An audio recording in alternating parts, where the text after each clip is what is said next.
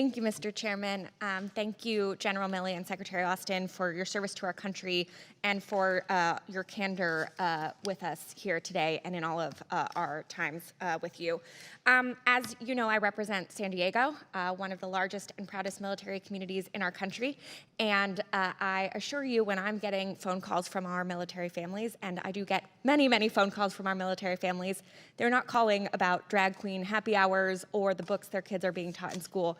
They're calling about the fact that there's a 4,000 person childcare wait list. They're calling about the fact that some families are waiting up to 24 months for affordable housing on base. They're calling about the fact that more than 45,000 members of military families have to go to our food bank every single month in San Diego. And, you know, as we've talked about here today, recruitment and retention continue to be a problem. For example, GAO found that U.S. Navy surface warfare officers separate from the SWO community earlier and at higher rates compared with officers in similar U.S. Navy communities.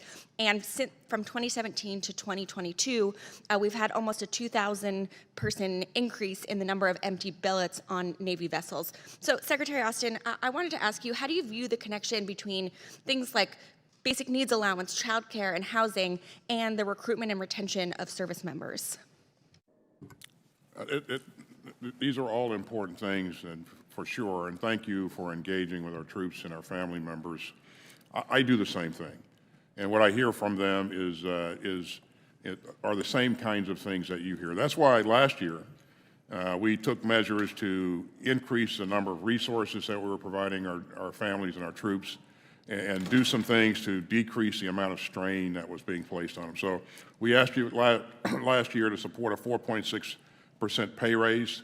You did that. We are grateful for that. We're asking this year for a 5.2% pay raise, which I think is the largest pay raise in decades. We raised the BAH. We raised a basic allowance for housing, basic allowance for subsistence, and I think it's those kinds of things that will help to alleviate some of the pressure. By the same token, you know, in this budget, you know that we're asking you for support for universal pre-K daycare. So I think it's those kinds of things that are really important. We're trying to increase the number of people that we have working in our centers, our child care centers, and we're doing that by offering incentives to people who work there. And we're seeing some returns on investment there. We will continue to do those kinds of things going forward. So. Well, thank you.